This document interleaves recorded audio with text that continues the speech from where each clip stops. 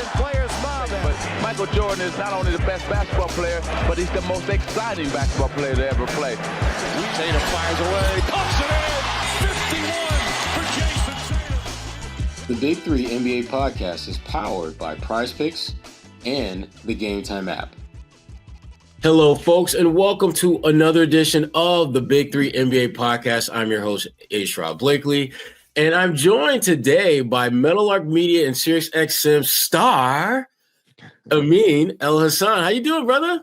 What's up, man? I don't. Star is a little rough. I don't know if I'm a star. We only bring stars on the show. I'm Derek White. I'm a good role player. You know? Every once in a while, I have like, oh, he had a really good game tonight, but it's more about the consistency. Consistency. I love that. Normally we have Gary Washburn and Quaddy Lunis on here joining me, but you know what? Their weekend rates are a little steep. So we have to make sure we can budget to have me do this and not them because it's just too damn expensive. And I'm not as expensive as they are. But now you mentioned our good friend Derek White, who is, again, we're just going to kind of cannonball our way into the conversation. Celtics coming off a 2-point win over a Pelicans team that wasn't anywhere even close to full strength. We can spend all day going over why, but we ain't going to do that because this is not about that. Derek White, again, had 16 points. So did Kristaps Porzingis. Jaylen Brown had a nice game. I think he had 27, 6, and 4. Tatum had a double-double, including the game winner, which was full confession. When he pulled up for that shot, I'm thinking, here comes overtime because that shot ain't going to go in. That's not going to go because Jaylen had made a big shot before that had put them up briefly, and then Pelicans came back and tied it. And typically, when one of them has like a really nice late-game moment, you ain't getting that from the other. Right. So it was kind of nice to see both of those guys, able to do some things down the stretch. But what I really wanted to talk to Amin about it is just more NBA-centric topics. And no matter how I try, I can't get the heat off my tongue. Yeah. I'm looking at the trade deadline, and because I went into this week thinking, you know what? We ain't going to talk about Jimmy. And if we do, we talk about Jimmy for a hot minute, maybe. Yeah. The topic this week is one of my guys, Terry Rozier. That's right. Who and folks around here in Boston know Terry Rozier was my guy. That was my dude. And so when I'm seeing he in the news, I'm like, he in the news for that. Ooh. Yeah.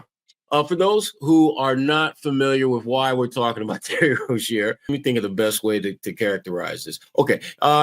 Federal investigation for betting. Basically, let me just keep it real simple. And it's tied into the Jonte Porter gambling issue that happened not so long ago. And for you, I guess right off the bat, how big a deal is this?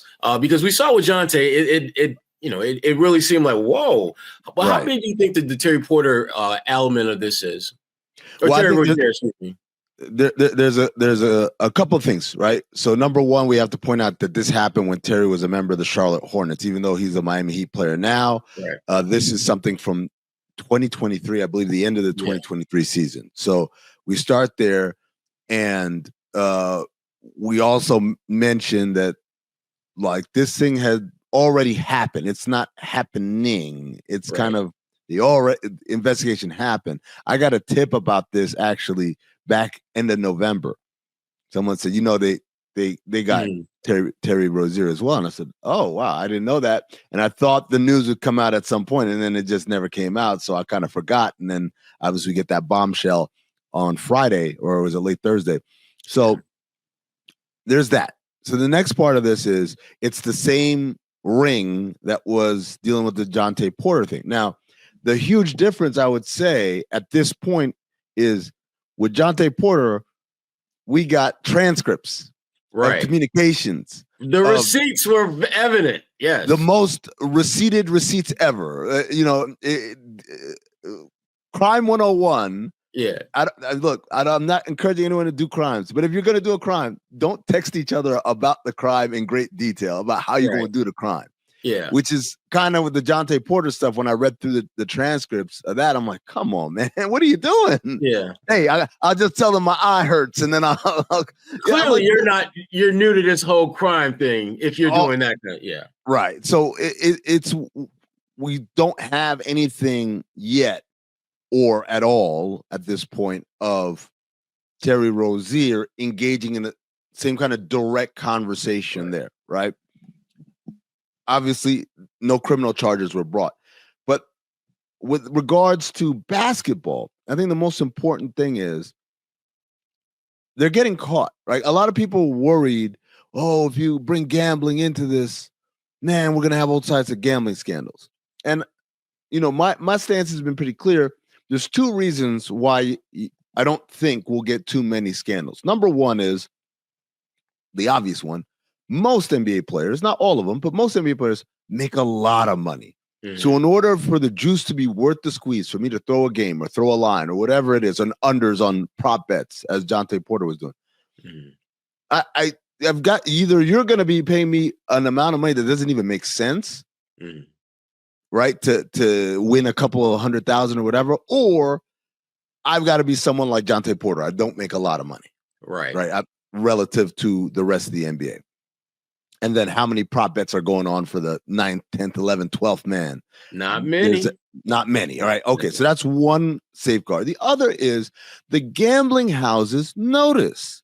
They know when they got why would we have a lot of action on Jontay Porter, who most people couldn't even pick out of a lineup? And that's his brother. That's the most famous thing about him is that he's Michael Porter Jr.'s brother. Right. So now we're talking about, okay, so the people who make money ain't going to be doing this because it's not worth it for them. Mm-hmm. The people who don't make money, there aren't a lot of bets on them, but if there are, the gambling houses are going to notice the action. They're not just taking money blind. It's all computerized. It all comes in digitally. And they see, wow, we've got how much on who? That is kind of... That raises a red flag. It raises a red flag. Now, he might go out and have a triple-double like, oh, I guess, man, whatever. It was just a bunch of dumb bets. But it's like, oh, and they all hit? Right. All this money hit? That's another red flag. So there's all sorts of checks and balances. Is it ever going to be zero? No, because there's always going to be an idiot who's going to text his buddy, hey, man, I'm going to do this. I'm going to tell him I'm sick in the beginning of the first quarter. But the reality is, we have systems to catch this, and I think we are catching this. Now, I'll end on this. The fact that it happened to Terry Rozier, again, nothing has been confirmed in a Jontay Porter type of way, but the fact that it's surrounding him, that's a bigger name. And so that does, I think, give people a little bit more unease than the Jontay Porter situation. Yeah, I agree. And the one thing that to me jumps out about this and these type of situations isn't so much the reality of what's happening, but the optics of it. And when the NBA started to kind of wink at, betting, and then they decided to boo them up the way they have, it went from, just like, hey, man, she kind of cute to like, yo, what's your name now? We're holding hands. Yeah, we're walking through the quad and we're holding hands. We out in public be like, yup, that's my bae. Yes, we in it like that. And to me, that's where the concern comes, because I do think that there are lots of different levels and layers to where they're checking each other to make sure this thing doesn't get too out of control. But at the same time, if I'm Joe fan and I'm just, I'm not following this stuff closely, I'm thinking like, damn, even if Terry Rozier is completely innocent and has done nothing wrong, the optics are telling me there was a gambling situation. His name has been brought into it, and that's the NBA. Do they have this gambling scandal? And that's, to me, that's the concern. Not so much the reality, but the optics. And is the NBA bracing itself to deal with not just the reality of what's happening, but just the potential downfall from an optics standpoint? Yeah, the optics part is tough because it's not nothing. You can't ignore it. This is, at the end of the day, this is a business. And if some of the customers believe something about it, then even if it's not true, it becomes difficult. This is one of the reasons why I thought the NBA has been very soft punishing players and coaches who imply that either gambling or the money wanted an outcome in the game. We've had Coach Darko up in Toronto last season. We had Rudy Gobert. We had Jamal Murray. We had a bunch of people say very bluntly, oh, it's because they want this. Or, Rudy Gobert did the money sign. Yeah. Man, I've been a strong advocate for Commissioner Silver, for Joe Dumars, for those guys to come down hard because of the optics. The optics is, look, people are going to believe, oh, there is kind of unseen forces that are dictating this. And Sherrod, my thing is this. It comes down to, you could say refs are stupid. You could say go back to lens crafters. You could say, oh, he doesn't like me personally because of XYZ situation. You could say all those things, and all those are, I think, inbounds. They may not be accurate, but they're inbounds as far as frustration venting.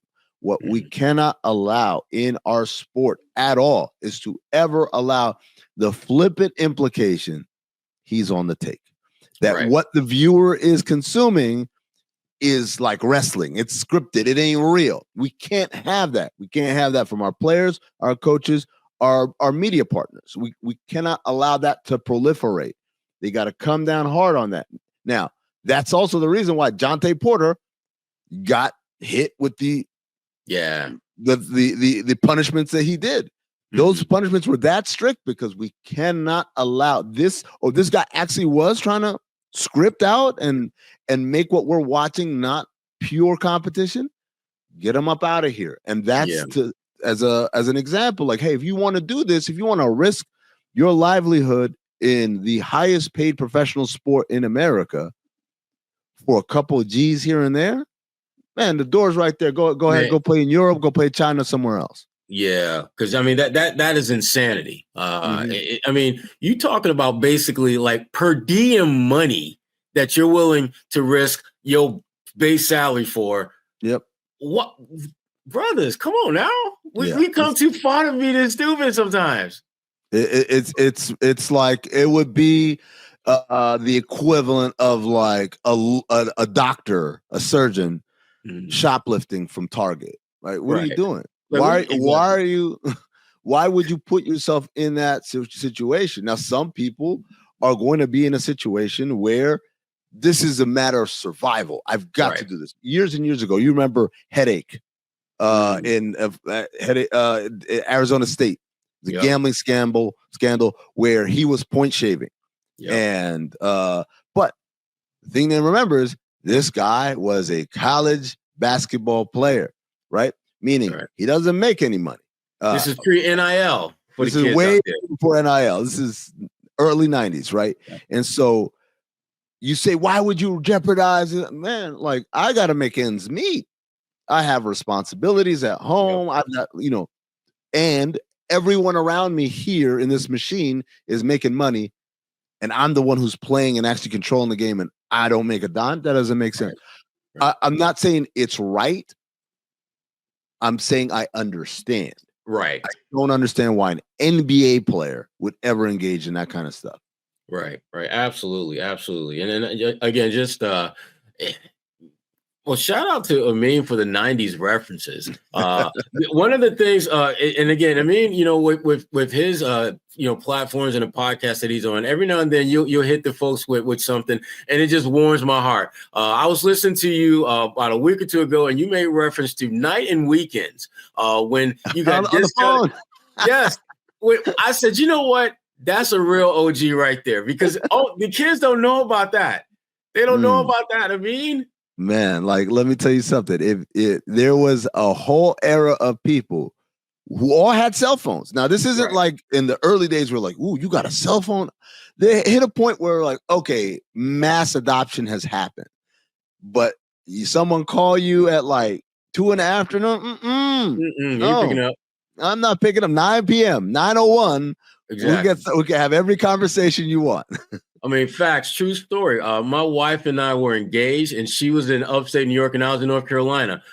We decided to move her down to North Carolina because it was cheaper for her to stay down there than calling each other on non-peak during peak time. Yeah. So that's how bad the phone system was. I mean, you really had to find those nights and weekends and hope and just be patient. I'll tell you. I'll tell you another one that these kids don't understand: long distance calling. What is that? What's your area code? Exactly. 831. Oh no, you're gonna have to call me. You call me. I'm not calling you. That's not coming on my phone bill. Facts. And if you work at a news organization, and this is a true story, don't you be making long distance calls because they will track you down and they will check you on that. They will shout out to me, and that's a shout out to me and to my girl Jamel Hill. She know what I'm talking about. We both got caught in that matrix before. Y'all got dinged with they brought the phone bill, and this is, and you're like, a source. yeah, we did. So no, but I just gotta keep the conversation going. I wanted to get your take on all stars and specifically all star snubs because that's what we love to talk about.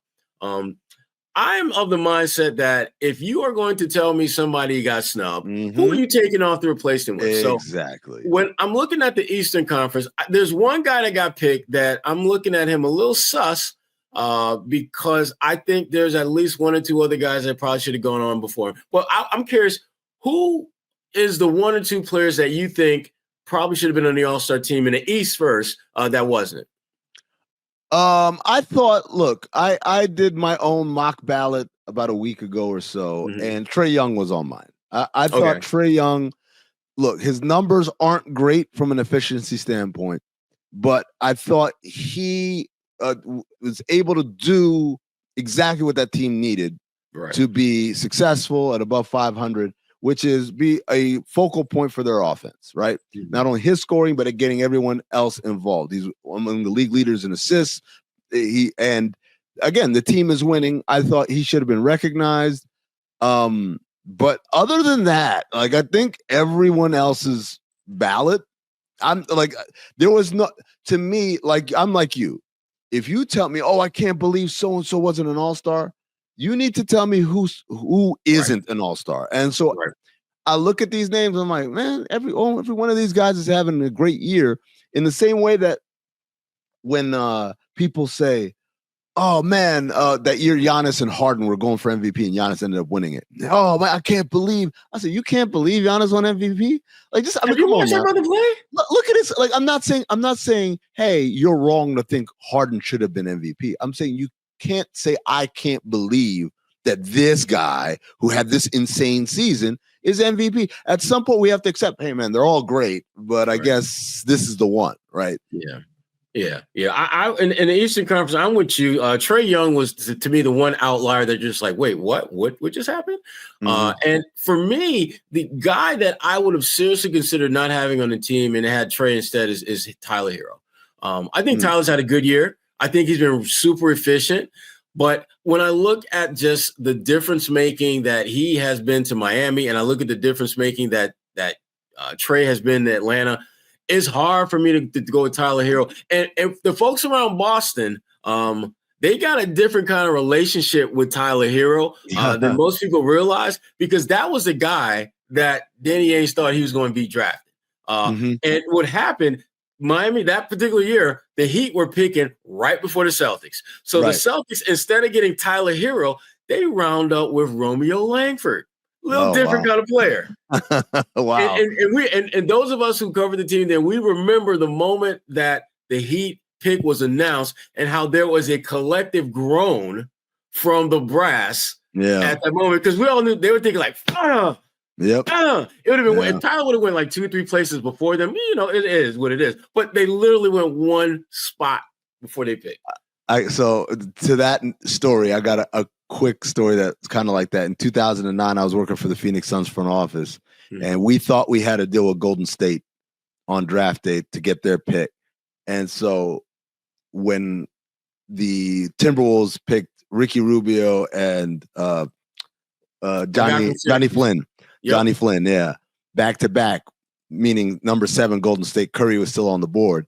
We all erupted in cheers. Paul Coro, who was the beat writer at the time, you remember Paul? I know Paul. Arizona Republic, So Paul said the holding pen for the media was 2 floors beneath us, and they still heard us cheer. because they heard and what we thought, oh my God, we got Steph Curry.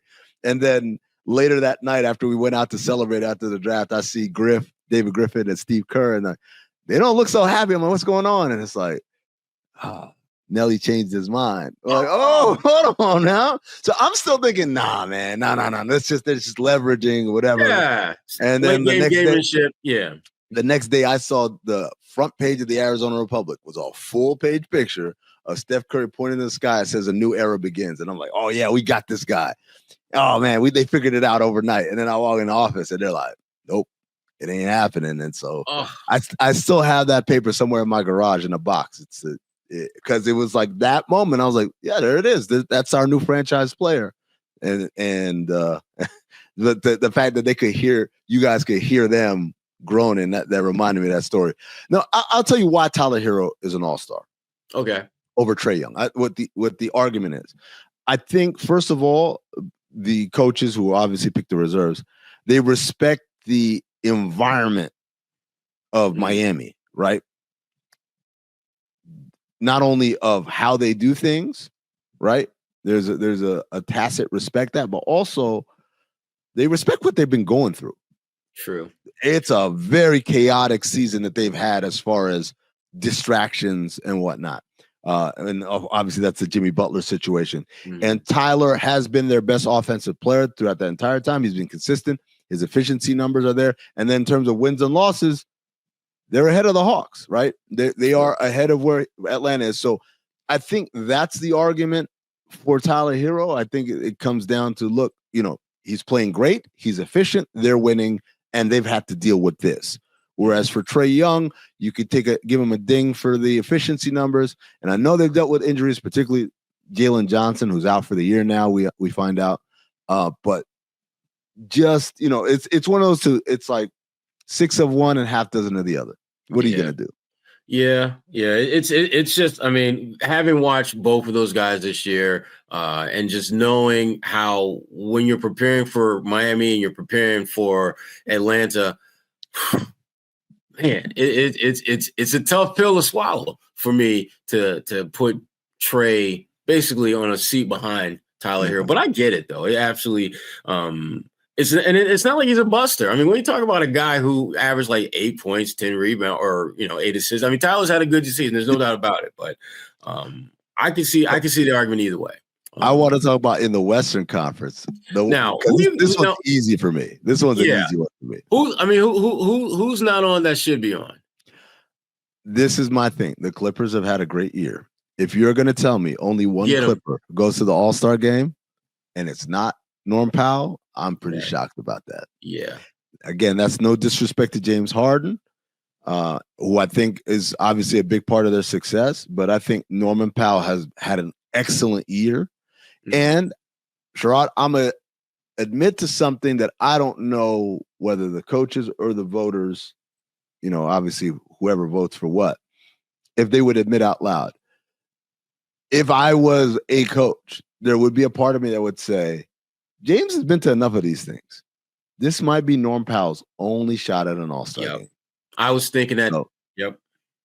And so it's like, that alone would make me, in my thought process, Clippers have been good. They deserve an All-Star.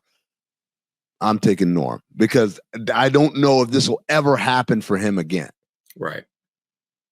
And along those same lines, I agree with you. I don't think that James's season was distinct enough to where you could clearly take him over Norm. Yep.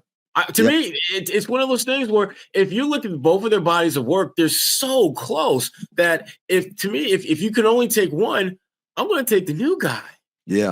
I'm with you. I would take the guy who in 3 or 4 years, how many more times do we really think Norm Powell is going to be in a conversation to be an all-star? And keep in mind the other fact that people almost never really think about, every year there's going to be a new wave of talent coming into the NBA. Every year, the guys that are pretty good now, there's going to be a couple of them that are going to be great. And there's this dude named Ja Morant who, let's be real, if he's healthy enough, somebody's spot is going to be taken. Yep. There's a part of me that's real quick. There's a part of me that's, it's one thing when it's a young guy, right? So last year, there are people like, how is Victor Wembanyama not an all-star? I said, look, he's going to make plenty of all-star games. We don't have to worry about it. To me, went through the same thing with LeBron his first year. Went through the same thing. Yep. When it's a vet, it's like, man, this might be the only time, man. Like, how are we going to deny this guy what would clearly be like one of the crowning achievements in his career? You're going to look back at that time I was an all-star, right? Yeah. Again, to give it to a guy who, man, at this point, he's inconvenienced by the all-star game, right? Exactly. Like at this point, Harden's like, oh, another one of these. I gotta meet with these sponsors. Oh man, I don't want to do any of this. I want to be in the Bahamas. Yeah, exactly. So yeah, I'm with you. That was the one outlier that just didn't feel right. And it isn't. And the thing is, most of the guys that you're talking about that are in the conversation about being an all-star have had great season. Another one, Sabonis. I thought it's Sacramento, similar to the Tyler Hero story as far as like the things that he's been through. I mean, coach got fired, your best player was out, and you still giving me double-doubles every single night, like clockwork, like, death, taxes, double-double from Sabonis. That's it's just going to happen. He leads the league in rebounding. He didn't get in. He leads the league in rebounding. He's top 5 in three-point percentage, which, remember, not so long ago, that was a weakness of his, was that he couldn't take a step back. And he's shooting. I'm not saying he's getting Steph Curry attempts up, but it's not like 2 attempts a game. Right. He's getting a significant number of shots up from beyond the arc. He was on my mock ballot as well. When I look at who made it, again, like we said, it's hard to argue. The biggest argument against Sabonis to me is, again, it's the relative lack of success of the team. I know they've won a little bit more under Doug Christie, but that still puts them far behind the other bigs who are reserves who made it. Jaren Jackson Jr. and Alperen Sengun. Both of those guys play for teams that have been very successful, and they deserve the credit for it. And then you got Victor Wembanyama. It's hard to deny that talent. And then you got Anthony Davis and Anthony Davis as another reserve. Again, he's having a year that could be in the MVP conversation at this point. So I'm with you, Sabonis. I thought Sabonis was going to be there, but it's like I get why he's not. Yeah, right. You're going to put him.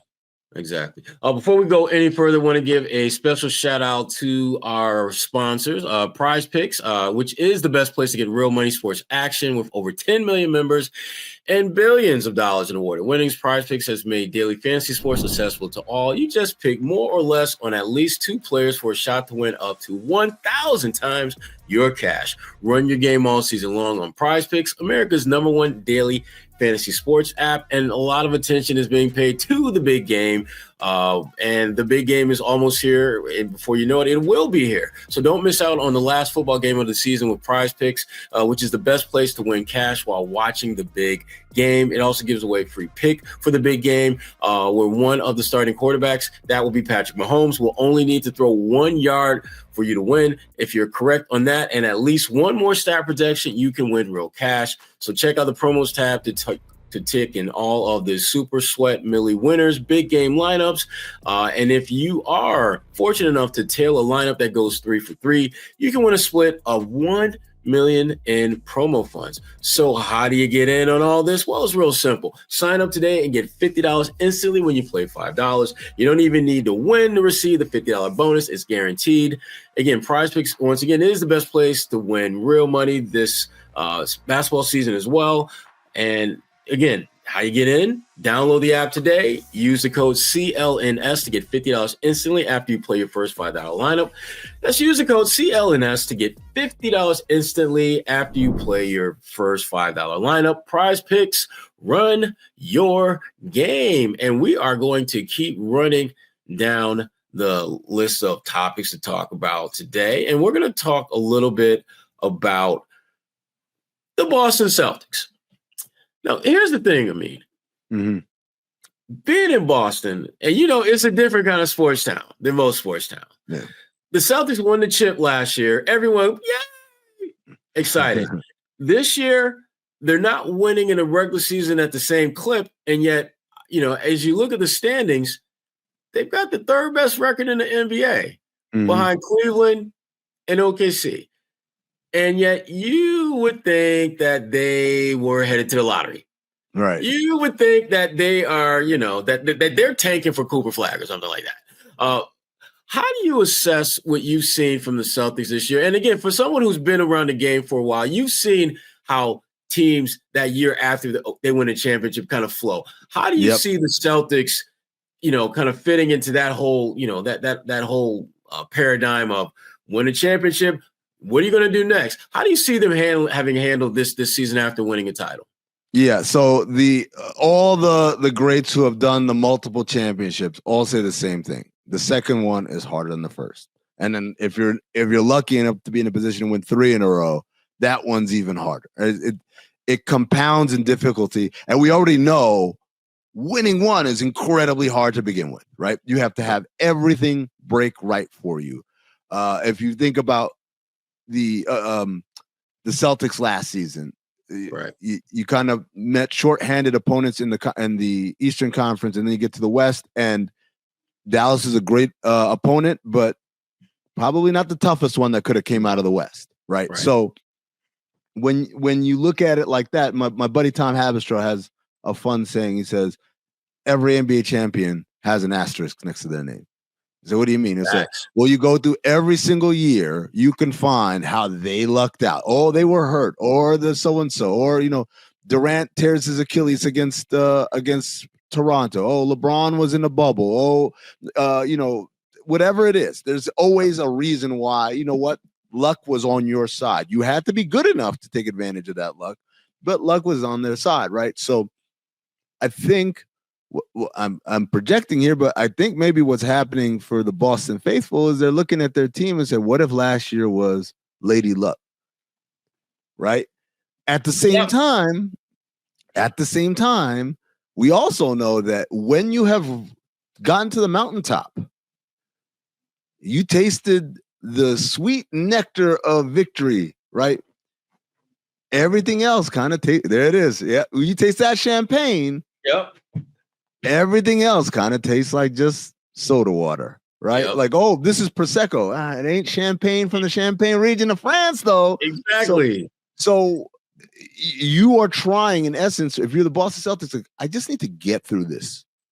Get through these, however many months, get through these 82 games without injury, without turmoil, right? Because what did Pat Riley say a long time ago? The disease of me. When you win, everyone's like, "Where's my credit? Where's my money? Where's my?" I sacrifice now. It's my turn to shoot more, or get more touches, or more minutes, or get a different role, or I should be starting. All of these things creep into the successful locker room, because inevitably, when we're successful, everyone wants to feel like I am acknowledged for my contribution to success. So.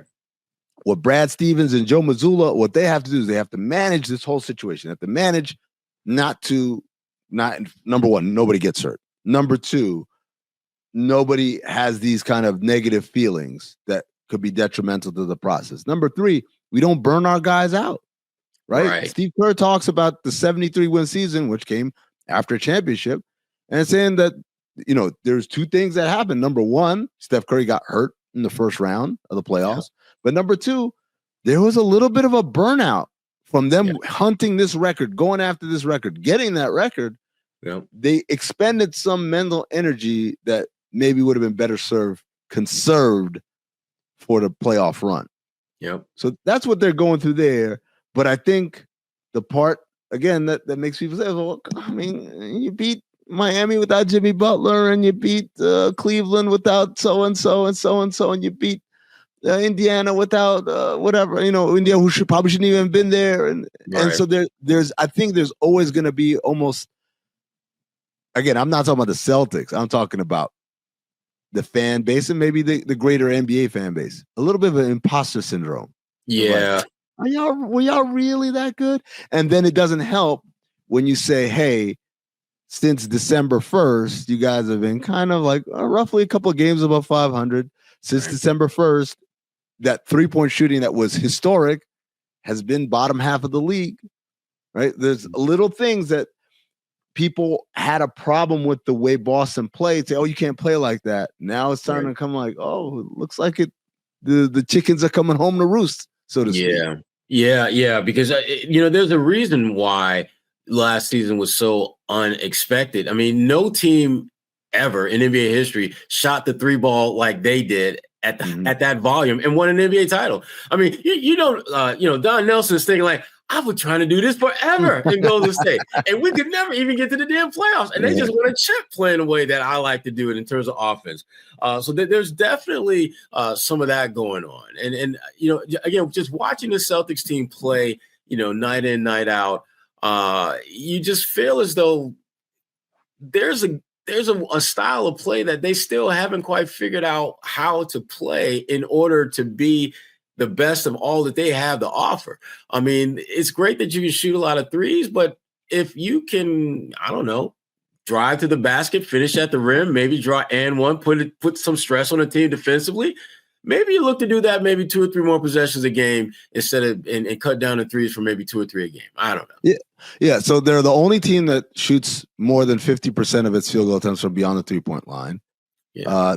They're at 53.5% of their field goal attempts come outside the 3-point line. The next highest team is at 46. Right. So that not only are they the only one to do it, there's a pretty significant gap between them and number 2. Yeah. I think there's also a case of, in baseball, you don't throw a changeup because a changeup is this incredible pitch. You throw a changeup because the other team is expecting a fastball. Right. That's the whole the beauty of it all is the diversity. Right. And there's something to be said of a diversity in shot profile, so that I got to keep you guessing in some way. Right. And then the last part about it is 3-point shooting, as we've seen over the last 2 months for the Celtics. It can leave sometimes, man. You can have a team of great shooters, and then it just decides for a couple of weeks, hey, man, we're not doing this. It's not the ball saying I'm not going in. Right. And so in the course of a regular season, ups and downs, ebbs and flows, you live through it. You go a week in the playoffs where you go through a cold stretch. 1, 2, 3, Cancun.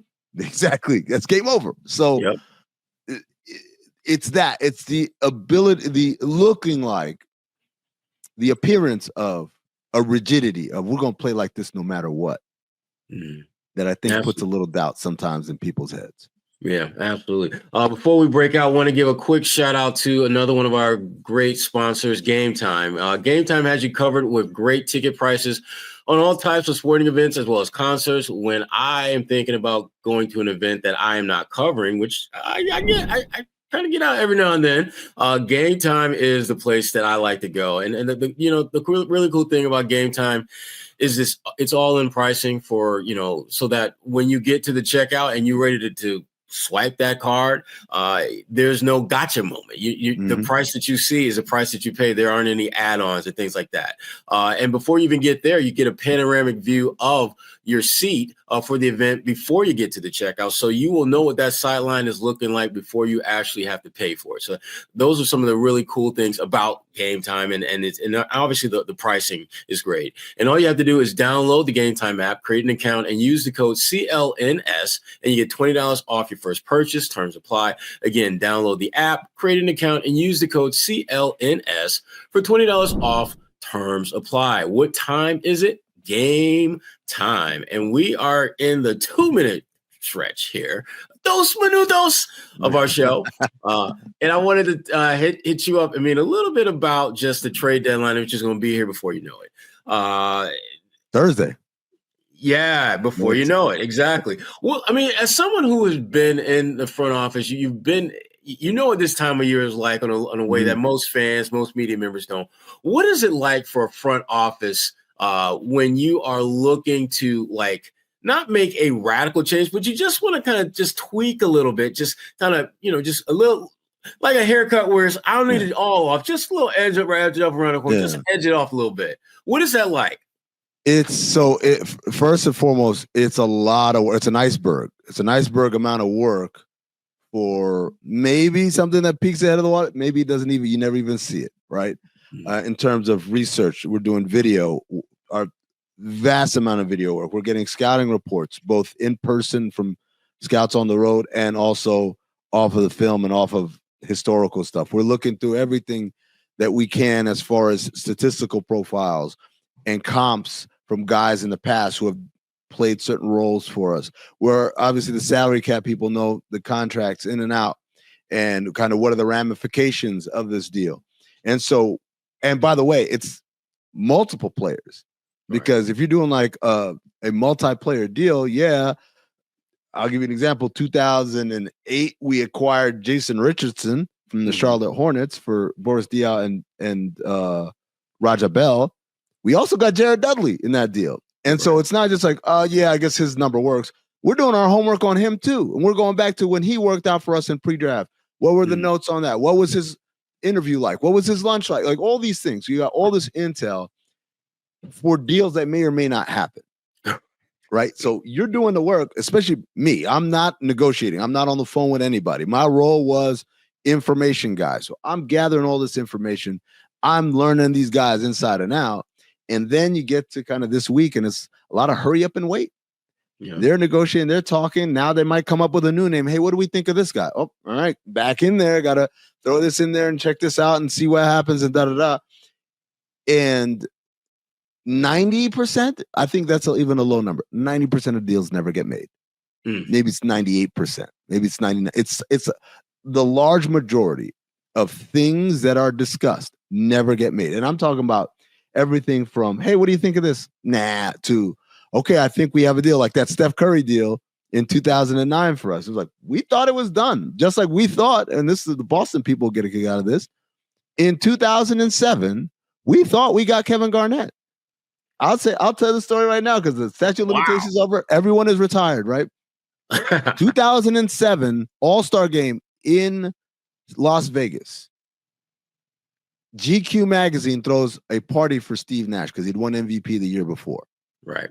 At this party is Kevin Garnett. We're sitting there. I see Suns coaches drawing up on a napkin how we're going to use KG. Showing him. KG's ready. He's like, I can't wait. It was a wrap. It was supposed to be Sean Marion going to Boston, Al Jefferson and all that stuff that Boston sent to Minnesota going there, and maybe some picks and stuff. KG comes to us. Our starting lineup was going to be Steve Nash, Raja Bell, Grant Hill, who we also knew we were going to sign in at February 2007. I'm talking about when we write on our board our projected starting lineup. Every single time, Grant Hill's the starting three. I remember asking, like, how are we so sure? I was like, we're sure. Wow. Amari Stoudemire's our 4, Kevin Garnett's our 5.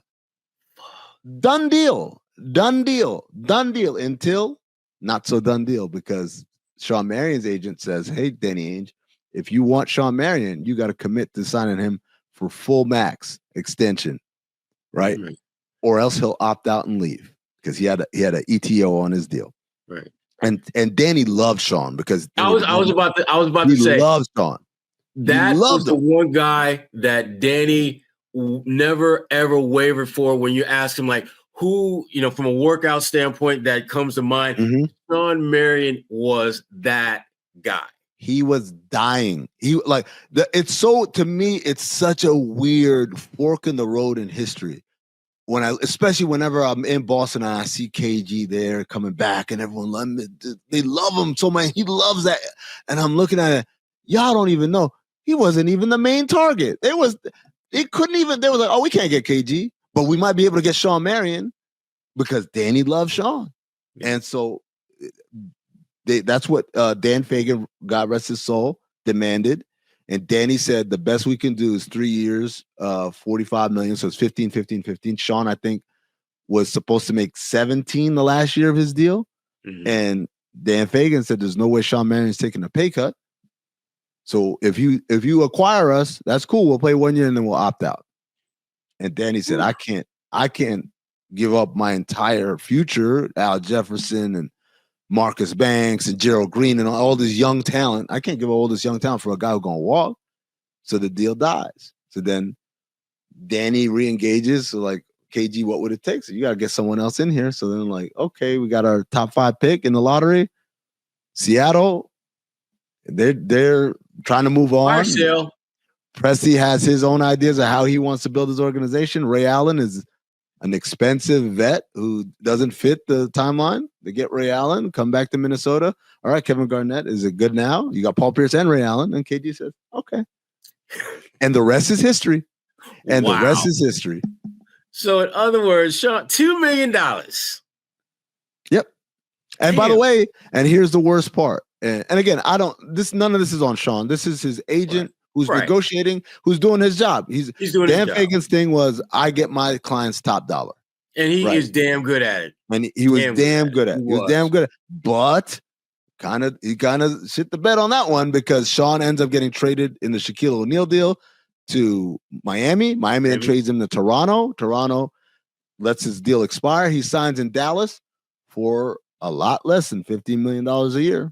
Now, he wins a championship in Dallas, so I'm sure Sean is like, you know what? I made a lot of money, and I got a ring, and maybe one day I'll be going to the Hall of Fame. So it all worked out for Sean. Yeah. But, yeah, it was I look at KG, and I look at Steph Curry, and obviously there's no way both of those things would have happened. But those one of the two happened. One of the two happened. I'm doing this podcast interview with like a big shiny thing on my finger, like, yeah, things just happen. Yeah, because we're so smart. Things just fell into place. Yeah. Yeah. Man, oh man, wow. That's crazy. That is crazy. Well, listen, this has been awesome, Amin. We're gonna have to figure out. We're gonna try to figure out what we can do this during the week when Kwani and Gary can be around, and we can afford to have them on the show too. Because like I said, the weekend rates are crazy. Well, we get them on nights and we get them on the nights and weekend program. The off-peak hours. Exactly. I mean, let the people know where they can check you out and get some more of your insight on the various platforms that you operate on now. All right. Easiest thing on socials at Darth Amin. I'm on all of them. I'm on Threads. I'm on Instagram. I'm on Twitter, kind of, but I'm there, right? As far as listening to me, Sirius XM NBA Radio every Sunday. I'm on with Jason Jackson, 10 a.m. to 1 p.m. Eastern. Where we do a great show, kind of highlighting and showcasing the entire NBA, looking forward, looking back to the night before, everything. So it's every Sunday again, 10 a.m. to 1 p.m. Eastern on Sirius XM NBA Radio. And then during the week, take your pick. I've got the Basketball Illuminati podcast that I do with Tom Habistro. I've got Oddball that I do with Izzy Gutierrez. My man Izzy. That's my guy. Me and Izzy, yeah. And then we got obviously the Dan Lebitard show that I do with Dan Lebitard and Stu Gatz during the week. You can find all those things on YouTube or wherever you get podcasts.